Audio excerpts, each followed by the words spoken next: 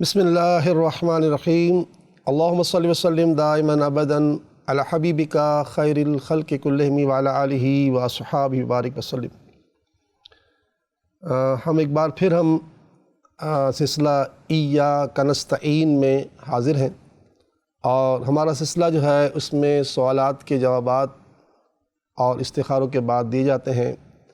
تو آج بھی انشاءاللہ یہ سلسلہ ہوگا، تو ہم 5ویں دن کی نسبت سے ہم آپ کے ساتھ پھر موجود ہیں۔ اللہ تعالیٰ کے نے ویسے تو یوم الجمعہ کو بڑا مرتبہ دیا ہے اور اسے سید الایام کہا گیا ہے۔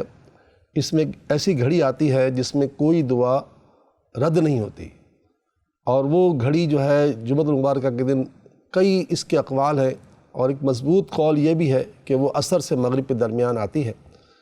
تو الحمدللہ رمضان کریم میں اس دن اور اس رات کی بڑی برکت بڑھ جاتی ہے۔ جیسے شب جمعہ، جمعرات کی مغرب سے لے کر جمعے کی مغرب تک یہ شب جمعہ اور جمعے کا دن کہلائے گا۔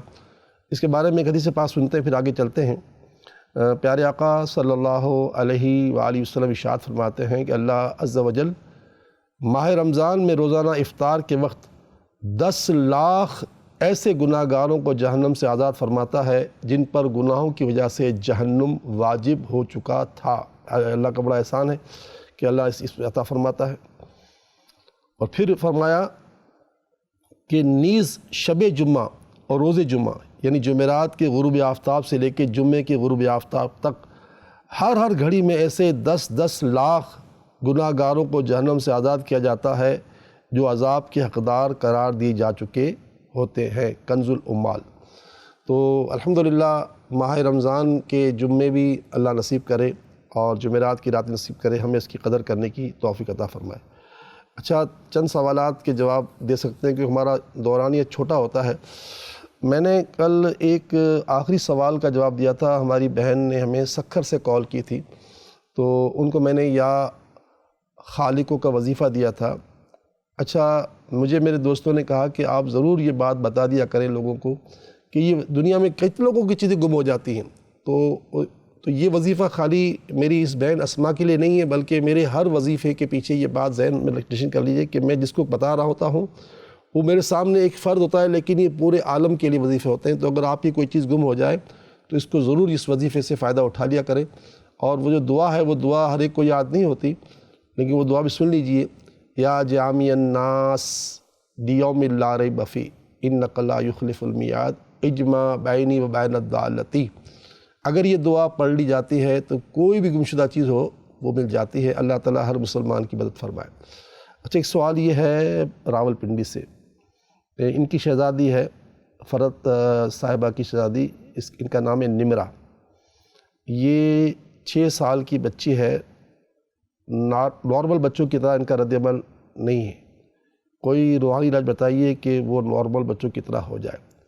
تو اس کے لیے وظیفہ ہے میری پیاری بہن 111 مرتبہ یا حیو یا حیو یا حی۔ اللہ تعالیٰ خود زندہ ہے اور زندہ رکھنے والا ہے، تو ضرور آپ کی بچی پر خاص کرم ہوگا۔ یا حیو یا حیو یا حی، یہ مطلب یعنی کہ وظیفہ ہر نماز کے بعد پڑھیں اور دعا بھی کریں اور دم کر کے پانی پلائیں، کیونکہ ظاہر یہ بچی ہے، اس کے روزے تو ہوتے نہیں، تو پانی پلائیں۔ اور اگر آپ چاہتی ہیں کہ اس بچی کے سر پر مالش کرنے کے لیے جو ہے ہمارا زیتون کا تیل آپ کو حاصل کرنا چاہتی ہیں، تو کیونکہ آپ نے پنڈی سے کال کیا، تو پنڈی میں ہمارے پنڈی میں بھی برانچ ہے اور اسلام آباد میں بھی ہے۔ پنڈی میں جو ہے سیٹلائٹ ٹاؤن پر سیلانی کا بہت بڑا دفتر ہے، ہمارا مطلب ضرور حافظ ہے۔ اسی طرح اسلام آباد میں جو ہے وہ گیگا مال، یہاں پر ہم فرسٹ فلور پر ہمارا سیلانی کا دفتر موجود ہے، وہاں آپ کو انشاءاللہ تعالیٰ یہ تیل مل جائے گا۔ یہ ساری چیز فی سبیل اللہ ہوتی ہے، ہم کوئی کسی سے کوئی پیسہ نہیں لیتے، یہ سب اللہ تعالیٰ کی رحمت سے جو ہمارے پاس عطیات آتے ہیں اس سے ہی ہم دیتے ہیں۔ تو آپ کو زیتون کا تیل دیا جائے گا، اس تیل سے بچے کی مالش کیجیے گا، اور باقی آپ مطلب یعنی کہ وظائف بھی وہاں سے مل جائیں گے تو حاصل کر لیجیے گا۔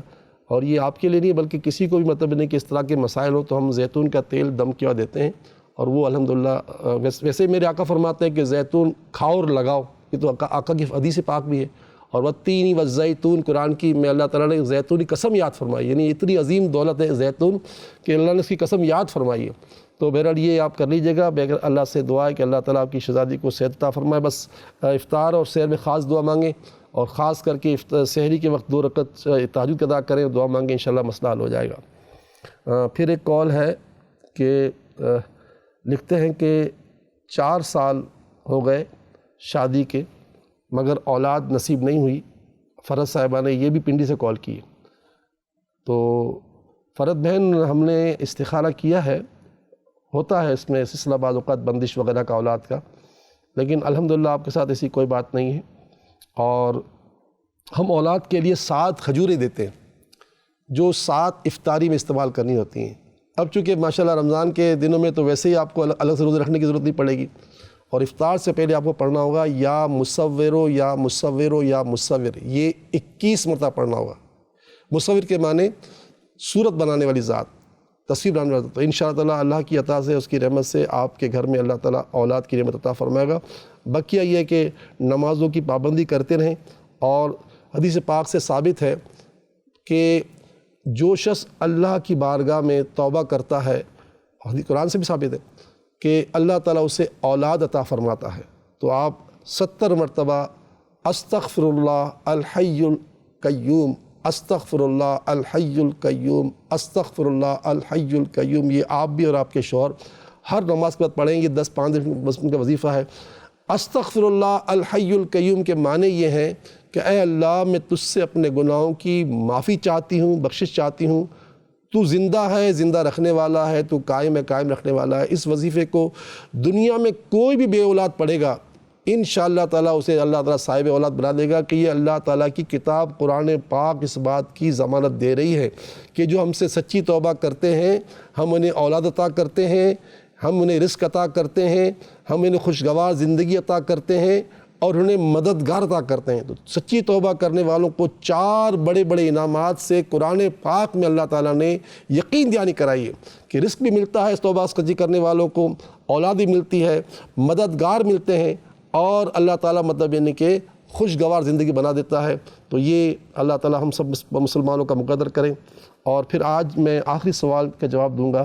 ہمارے الیاس صاحب ہیں، آپ نے کوئٹہ سے کال کی ہے، آپ فرما رہے ہیں کہ مکۃ المکرمہ اور مدینہ المنورہ کی زیارت کرنا چاہتا ہوں، اللہ کرے سب کو نصیب ہو جائے۔ آج کل تو بڑی آزمائش ہو چکی ہے، مالی وسائل رکاوٹ بن جاتے ہیں، کوئی ایسا وظیفہ بتائیں جس سے میری دلی آرزو پوری ہو جائے۔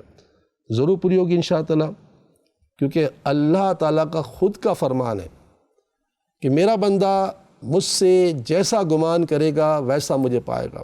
آپ اللہ سے یہ گمان کریں گے کہ میرا پروردگار مجھے ضرور مکہ دکھائے گا، تو ضرور اللہ مکہ دکھائے گا۔ میرے آقا صلی اللہ علیہ وسلم مجھ پر توجہ فرمائیں گے، مجھے اپنے در پر بلائیں گے، تو رسول پاک صلی اللہ علیہ وسلم جن کو اللہ تعالیٰ نے فرمایا یہ تمہاری جانوں کے زیادہ قریب ہیں، تو وہ ضرور جو ہے ہم پر توجہ فرمائیں گے۔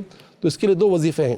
ایک تو یہ ہے سورہ مزمل، دن میں کسی بھی نماز کے بعد ایک مرتبہ پڑھ لیں یا ہر نماز پڑھ لیں سورہ مزمل، اور درود تاج۔